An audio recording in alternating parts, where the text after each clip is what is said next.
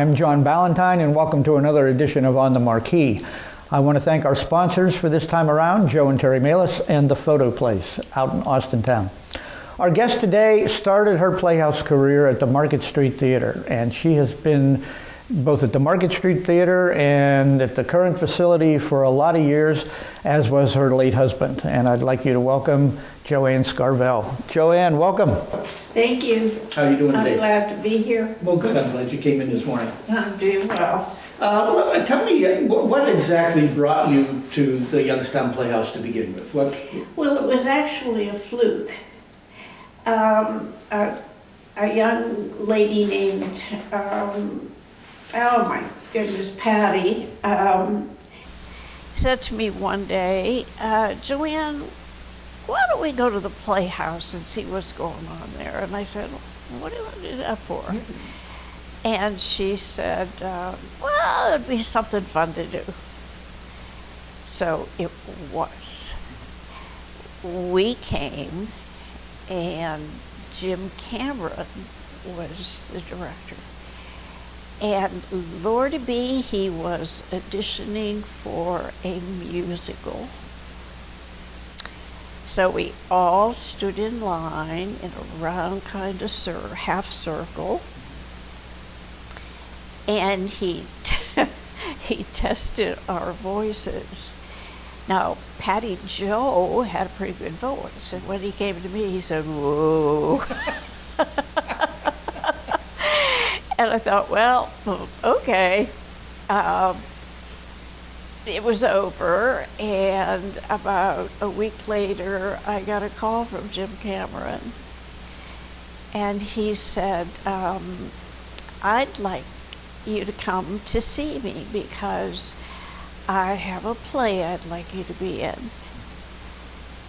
And I thought, what happened to the whoa? And what it was a Papa Is All, and it was a traveling play, and there was no music, so we didn't have to sing. And we had a wonderful cast, and all old timers, okay. And we went to high schools. We traveled everywhere, and it was just such a wonderful experience.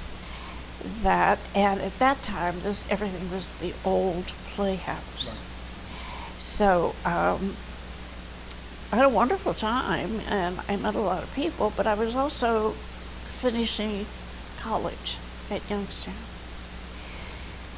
So we did a few other plays in the traveling, and we had so many. I can't remember some of the characters' names now. It was a long time ago. It was 60-some years ago, okay? And we had times when young people in the cast would be in the gymnasium of the school, and we'd be holding hands and for curtain calls, and we would be dragging some of the younger people around. Okay. But it was the start of my career at the Playhouse. Well, what was the Playhouse like then? Because people today have no feeling for what the Market Street Theater was like in doing shows at the Market Street Theater. Oh, my. Well, first of all, it was dark. Okay. And it had a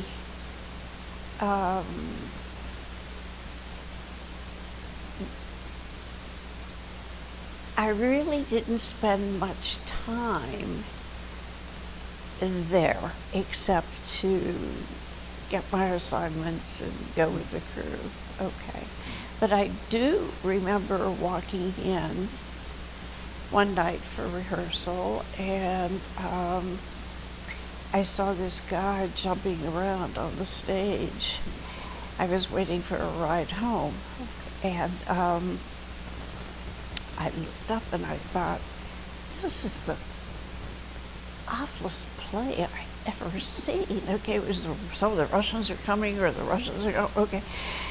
And I said, that guy is really stupid. And it was probably the first time in my whole life my father ever picked me up to take me home, okay, because he was not the sort that you need a ride, find one, okay. And he said, what are you doing here?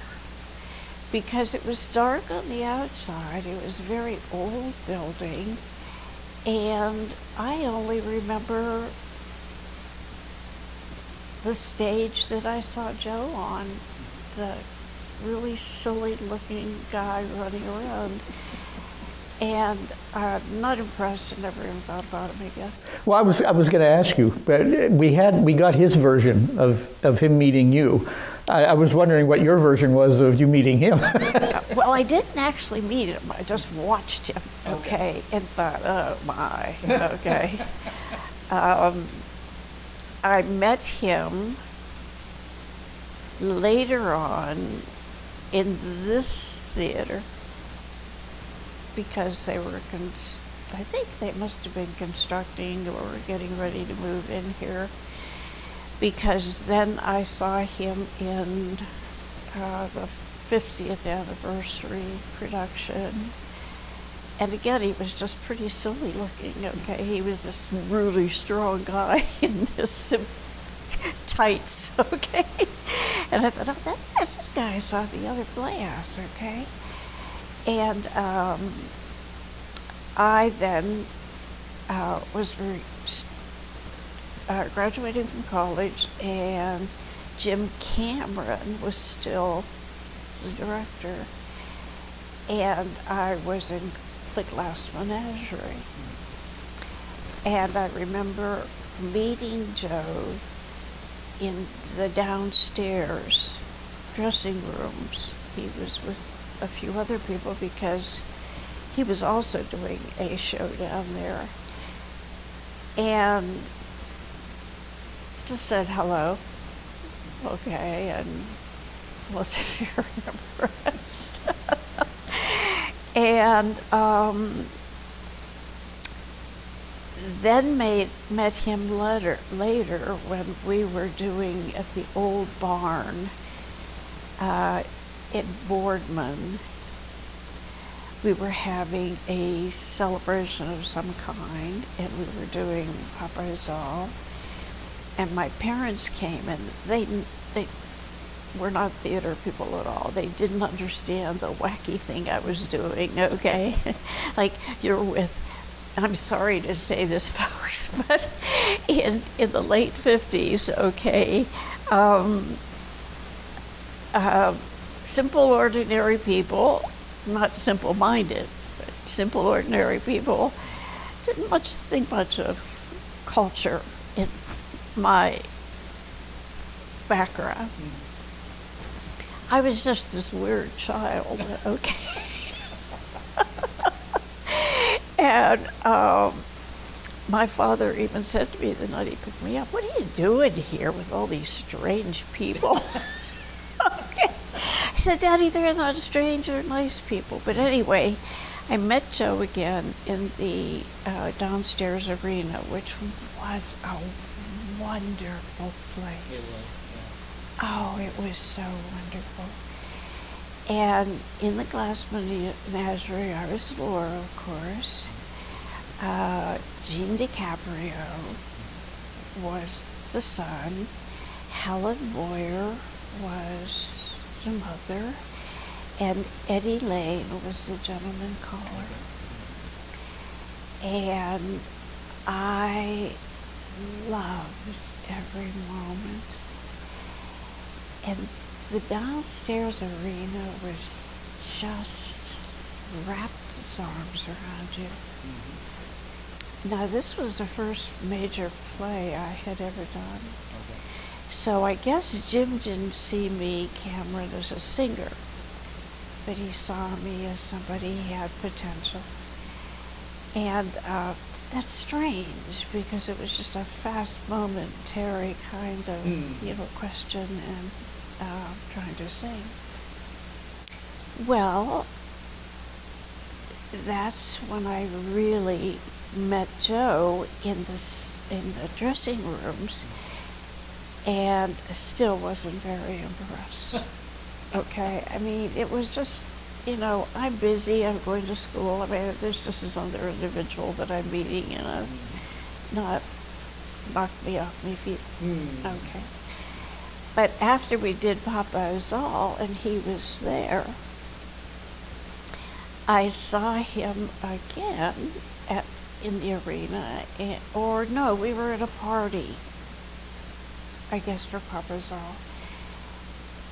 And he walked up to me and he said, "When are you going to go on a date with me?" And I looked at him and I said, "Well, when are you going to ask me?" Okay, now, I mean, such a strange reversal, okay, but I was standing there in the midst of men from the play, okay, and he walked over and he whispered it in my ear, and that was it.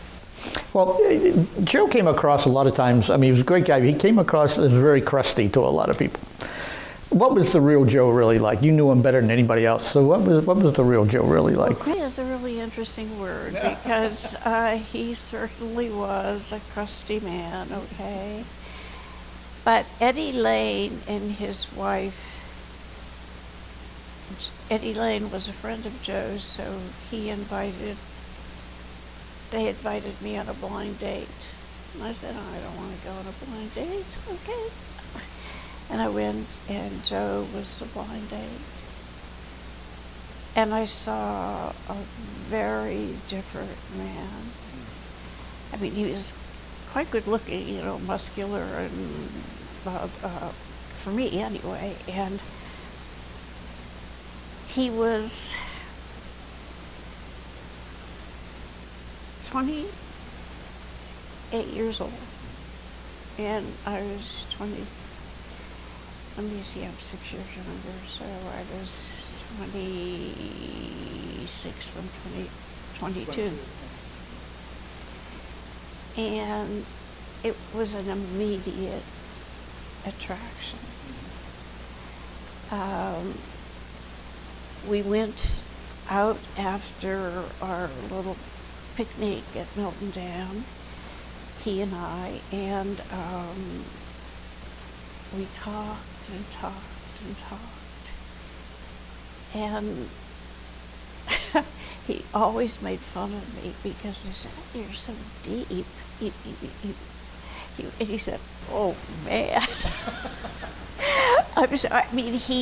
He was already a man that had his playful years accomplished. So he had some really serious moments. And I was influenced by his intellect. He no longer was just this brawny guy. Mm-hmm. Well, during your years here, and I'm sure Joe will probably fall into this category, this question I'm going to ask you, who were some of the mentors that helped you along during your career at the Playhouse? Well, probably the most important one was Jim Cameron, because Jim Cameron sent me to Peterborough, New Hampshire, to work with a director from New York.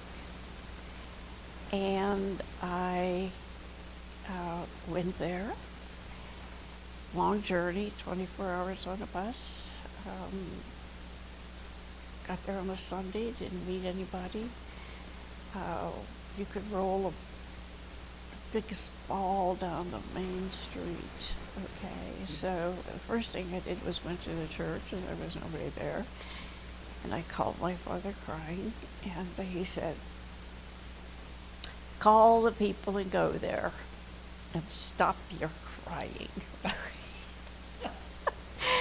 Do what you plan to do. So I spent that summer there on a scholarship. And then I came back to the Playhouse. And at the Playhouse, there were not many mentors for me. Helen Moyer, when we were doing the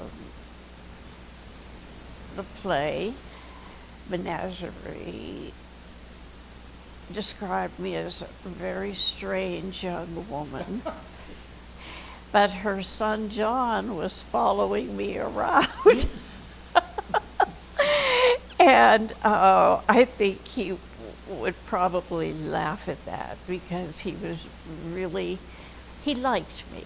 He just simply liked, we didn't go out or anything, okay, but I think she was afraid that he would get involved with this very strange child, okay? But as far as she had her own quirks as it was. Oh, yeah.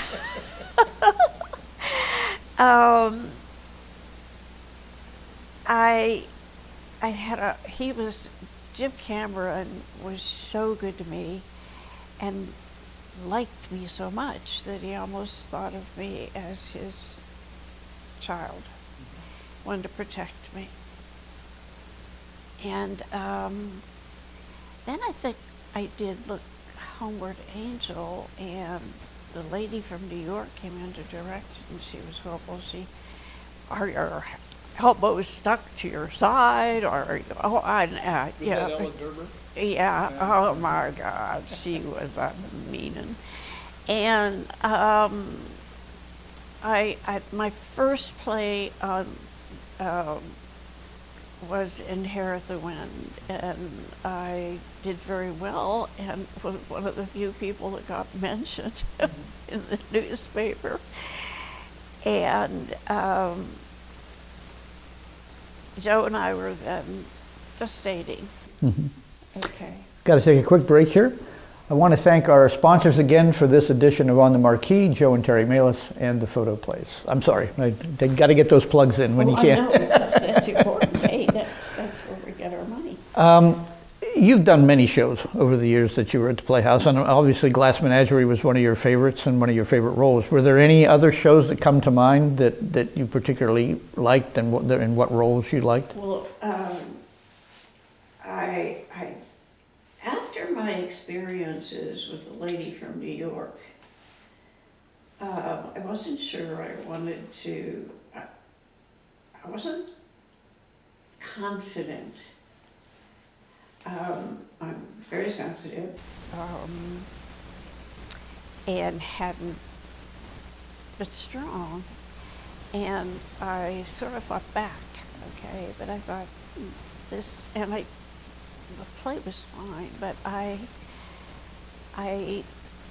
didn't want to continue with it, and but I did, and I thought, well, okay, I do like what I'm doing, so it was then when I met Bentley, and of course Joe and I were really in a strong relationship by that time. But it's interesting, before I met those two people, Jim Cameron said to Joe, "You be nice to that girl." Okay. She's my special girl, okay? And he was married with a child, and his wife was wonderful. But Joe and I were still at Tucson, and he was doing a lot of plays, and I began to see that he was open to learning. He just wanted to know everything, and Bentley became his mentor. Okay. Bentley liked Joe. I'm not sure Bentley loved anybody but his family, because he was a tough guy. I did a show for him, and man, he took me around he gave me a bath that nobody would ever want, and he night before opening, he told me I was the worst thing he'd ever seen on the stage. But that was Bentley. Yeah, okay, so I just called him up the next morning and said, "You are the worst individual I've ever met in my life." And of course that was not true, okay? Right. Because once Joe was working with Bentley, we had such a nice relationship. Bentley had in Petoskey, owned a home that he let Joe and I and the children go to and have time. He taught Joe so much about theater, and Joe was not crusty then. Joe was learning theater, directing, but his favorite thing was acting. But he got into the mode of directing, and he became, after his experiences, he became completely involved with people in the play. Most people that understood Joe could take his crustiness. Right. Okay. It's like, what are you doing? You're not moving where I'm telling you to move. Do you know, okay. He was another bird in another way. He was a male, okay. But most people could see that he wasn't talking to them personally. He was building their character. And then they started to love him. And they loved his crustiness. Yeah, okay. Joe. Yeah. I mean, Joe was totally confident in what he was doing because of his mentor. And Joe didn't take anything personally. Okay. I love these people. And I'm not doing this to show off who I am. I want to show off who they are. And they knew it. They just knew it. But he was funny. I mean, he was hysterical. And the back and forth with the players who got to love him was, I mean, I wish I had been there to put down everything he ever said. Mm-hmm. I mean, if he's working late, and he was also teaching at teaching school during the day and doing theater at a school called Kennedy Christian in Hermitage. Now, when the Playhouse moved from Market to here, the present location, how did that change the community involvement, the community perception of the Playhouse, both in the Playhouse and from the audience point of view? Well, a lot of members of a lot of actors who were totally against building the new Playhouse here. The community, I think, appreciated the new facilities, but they weren't sure of the environment. So it was, you had to prove to them that it's okay here, it's safe here, it's a beautiful building here. It was a time when, you know, Youngstown had changed so much. There were no steel mills, and there were people not working, and the north side, the south side, the east side became areas of some turbulence. And so coming to the Playhouse some people had the idea that it was dangerous. And that was not true at all. Right. It wasn't true at all. They didn't know the South Side. They just had rumors and listened to things that were going on. And this was a tough culture then. This was still ruled by, this had nothing to do with the Playhouse, but there were some tough people running Youngstown, and we were known as the mafia of the Yeah. Little Chicago. Little Chicago. So you could see how people would feel tentative about coming here. But once they came here and discovered that it was perfectly safe and okay and the community was all right, it became the place to go. And audiences seats up there were filled with people. I remember those days that no matter what show you were doing, musical, straight show, whatever, place was packed. Packed, Mhm. packed. Mhm.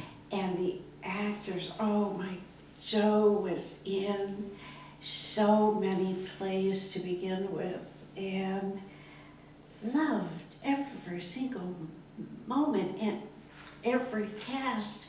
It became a place that established a community of its own, which made it where you wanted to be.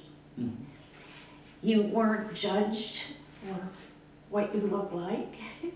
You weren't, there was no judgment. No, people didn't ask questions, they just accepted you, unless you were a real demon. Okay. But there were times when the people that were running the board, and I'm going to be very honest, okay, felt like they were empirical. And they wanted somebody from New York. So this friendly man, Jim Cameron, who could do such wonderful things, was not enough education for them in the theater. And they sort of ruled, okay, and they were their own spectacular actors and actresses, and hard to move. And for a while there, we had many directors coming from New York, coming from any place, okay, and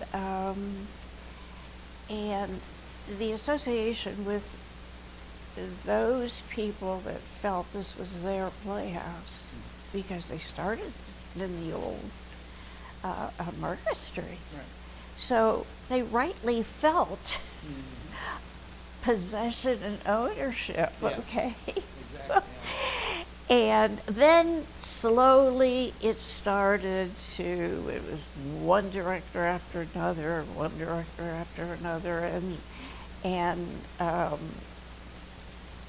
but when Bentley came in, he straightened things out. He made money for the Playhouse. He was the Capitan, okay, and but he had a lot of, he worked hard in communicating with people, but he was always Bentley. He was. He didn't care who you were. You could be the Queen of England, and he would talk to you that way. And that was, Joe didn't learn that from Bentley. Joe just was very authentic after he became confident, and he was just who he was. Mm-hmm. And again, most of the actors, many, accepted that. Like, I remember a high school episode where the boys were up on a ladder working lights, and Joe was saying, no, no, no, no, no, no. I want the D light. Light comes on and he says, I said D, don't you understand? D, okay? And that's the way it would be here too, okay? And they said, okay, I want D, so they put the light on again, okay? He said, okay, and he was smoking cigars and he threw them on the floor and he made this big, okay, and I used to walk out because I used to think, I don't know how anybody can stand his behavior. And the kids loved him. I mean, it was hard for me to understand. And finally he said, give me D. And the light came on. He said, oh my God, now you know what you're doing. And I said, Mr. Scarvell, that was E. And he said, it was E? Well, you should have known. D, I wanted E, okay? That sounds like Joe. And that's Joe. Like Joe. Yeah. That's Joe. That's a great story. Yes, and they never got mad at him, and people at the Playhouse never got mad at him who had strong confidence, and when he did, you can't take it with you. Oh, the man that played the old man, okay. He had a friend that was standing watching rehearsal. They were very close friends, and he would say to me, because I'd be watching, I can't stand your husband. Okay. I said, well, he's not talking to your friend personally. He's talking to the character. No, I can't stand him. I can't stand him. Okay. And the character was always mad at Joe. Okay. And Joe didn't care. You want to be mad? Okay, get over it. I'm trying to make you better. That's right. And when the play opened, he was such a success that and you see, so if you have a shallow sense of self, or not confident, Joe, like Ella Gerber, was very hard, but Ella was mean. That's what I understood. Joe. I didn't know her. Oh, she was mean. Okay, what's the matter with your face? You know, but Joe never insulted people that way. No, he never did. In fact, he was humorous with his direction. Oh my God! He was very humorous with it. Yeah. And he made them. Yeah, and he made them laugh. And you know, there was a coterie of men, and he directed them in the play with all of the men. What was it? I can't Was remember. that Glenn Bear? Yes. Yeah. Because I remember I was in My that, a small part of it. God, they are, well, you can tell. Well, we came, I think we rehearsed a lot at your house. Yes. Yeah, we did. And you can tell what Joe was like, okay? And then somebody would yell down in the audience, wake up, you're sleeping. And he wasn't sleeping. He was listening with his eyes closed and visualizing. He was a character. He was. We're running out of time here a little bit, but I wanted to ask you one last question. We're getting close to the 100th anniversary of the Playhouse. In fact, this probably won't be seen till we get close to the 100th. What do you feel the Playhouse needs to do during the next 100 years to stay as successful as they've been able to be up to now? They have to remain as actors and board and people, and I think that's happening now, okay? I'm not aware because I'm not here, but I have met people and I've written them letters and I've talked to them. They have to remain a cohesive community that respects each other, that works for each other, that gives the best to the actor. They also have to be aware that, and I think that we always try to do this, but every play that they do has relevance to the audience. And they need the audience to see that relevance to self. Mm-hmm. And that's called critical thinking. And I'm still teaching. And my purpose is to get my students to connect with themselves in the community and who they are. Now, so they have to not just do plays that are fancy, off the top, without giving to the audience that sense of belonging to the play's theme and idea. Because without that, you're just dancing around and they're just having fun, but they don't know that it's about them. Right. And so you not only establish community with the actors and the directors and the board. I mean, you support each other, but you tell each other the truth. You're honest. And then you have to do that same thing with the community. And as long as they get to see the mirror in front of them, they're going to keep coming back because they'll learn more about themselves. Now, they have to have fun. Oh yeah. Definitely. Yeah, they have to have fun. And the fun will come from the serious plays in their relationship with the thematic structure, but it'll also come from good acting. So whoever is directing should have some kind of a mentor that talks about that critical thinking and that access to the to the audience. It's very, very important. But then you have people who have the kind of hair I have. And think I'm just an old woman. Oh, okay. No. So they just come, they don't want to think anymore. Well, yeah, exactly. Okay. Yeah. So you have to make them. Okay. Joanne, we're out of time here, Okay. but I am so glad you came in. It was so good to see you. I loved every minute. And I thank you for coming in, and we certainly miss Joe, and we always will. Oh my God, you have no idea what my life is like. I'll bet. We'll hear for you. Okay. Thank you very much for joining us for this edition of On the Marquee, and we will see you the next time. Bye-bye.